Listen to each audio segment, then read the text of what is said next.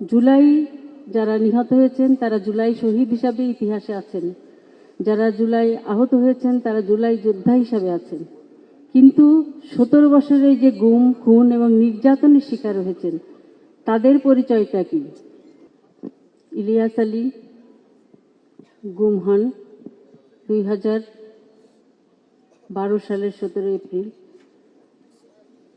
তার 15 দিন আগে তারই অত্যন্ত ঘনিষ্ঠ ইফতেখার আহমেদ দিনারকে গুম করা হয়। ইফতেখার আহমেদ দিনারকে গুম করা হয় আসলে একটি টেস্ট কেস হিসাবে, যেটা আমরা পরবর্তীতে বুঝতে পেরেছিলাম।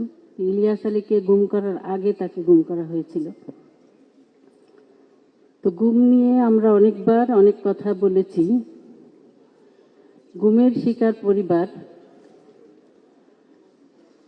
শুধুমাত্র তাদের যে পরিবারের অভিভাবককে হারিয়েছে সেটা নয়, গুমের পর এইসব পরিবারগুলো কি পরিস্থিতির মধ্যে দিয়ে গেছে। একদিকে তাদের পরিবার নিখোঁজ, তারা তাদেরকে খোঁজার চেষ্টা করছে অপ্রাণ, অভিভাবক শূন্য একটি পরিবার, এবং সামাজিক যে তাদের উপর যে একটি সামাজিকভাবে একটি অত্যাচারই বলা যায়, নির্যাতন, তাদেরকে বিভিন্ন হুমকি ধামকি তাদেরকে দেয়া হয়েছে পরিবারকে, তাদেরকে সামাজিকভাবে হেয় প্রতিপন্ন করা হয়েছে। যেমন আমার বাচ্চা ছোট ছিল যখন, মেয়ে স্কুলে পড়তো, যখন সেই স্কুলে যেত এই বিষয়গুলো তাকে তার সহপাঠী এবং অন্যান্য যারা তারা জিজ্ঞাসা করত। আস্তে আস্তে যখন এই বিষয়গুলো সে মানসিকভাবে দুর্বল হয়ে যাচ্ছিল, এ কারণে আমার তাকে স্কুল পরিবর্তন করতে হয়েছে। এছাড়া আমরা যখন বিভিন্ন পাবলিক প্লেসে গিয়েছি, বিভিন্ন মানুষের মন্তব্য, বিভিন্ন মানুষের কথা, এগুলো আমাদের সহ্য করতে হয়েছে। উপরন্তু এই সমস্ত গুম পরিবারের সদস্যরা আর্থিক জটিলতার মধ্যে দিয়েও তাদের জীবন অতিবাহিত করেছে। সুতরাং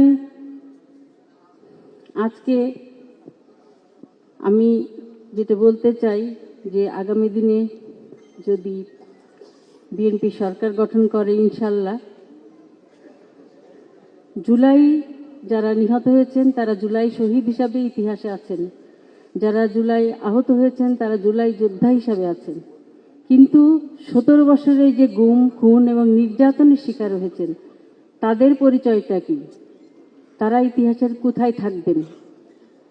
সেই জায়গাটা, এই যে জুলাই তো শুধু একদিনের আন্দোলন ছিল না, সেটাই 17 বছরেরই ফলাফল ছিল। আমরা যেখানেই যাই মানুষ আমাদেরকে গুম পরিবার বলে। গুম, আমাদের পরিচয়টা হয়ে গিয়েছিল যে আমরা গুম পরিবার। তো এই বিষয়টা বিবেচনার জন্য অনুরোধ রাখছি। আর গুম পরিবারের যারা আছেন তাদেরকে পুনর্বাসনের একটি দাবি থাকছে, যে পরিবারের সদস্য যারা আছে তাদেরকে পুনর্বাসন করা যায় যাতে, এবং ন্যায় বিচারটা যাতে প্রতিষ্ঠিত হয়, এবং বিচার যেন কোনো অবস্থাতেই কোনো কারণেই বাধাগ্রস্ত না হয়। আগামী দিনে মাননীয় চেয়ারম্যান মহোদয়ের কাছে সেই প্রত্যাশা রাখছি। আমাদের দেশনেত্রী বেগম খালেদা জিয়ার আত্মার মাগফিরাত কামনা করছি, ওনার স্মৃতির প্রতি সম্মান জানাচ্ছি। সবাইকে ধন্যবাদ জানাচ্ছি। আসসালামু আলাইকুম।